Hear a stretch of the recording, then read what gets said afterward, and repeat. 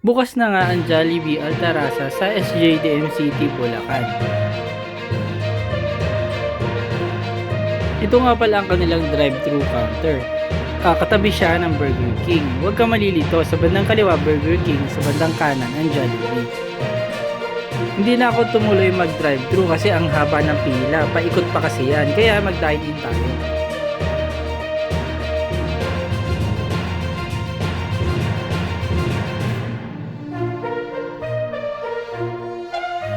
Maraming parking ang Jollibee Altarasa, meron sa harap, meron sa gilid.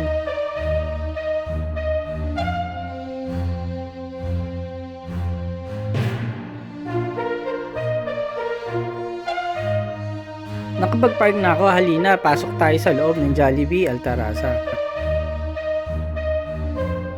May mga pakulo sila, so pwede ka mag-spin a wheel or may mga package na kagaya nito.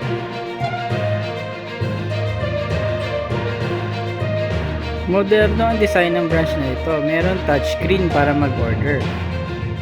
Meron din itong second floor. Ang sabi sa akin, pwede rin daw mag-party dito. Sosyalin ang design ng Jollibee na ito kumpara sa ibang mga Jollibee. Pati ang mga color scheme dito, iba. Dito na lang kayo para ma-experience nyo.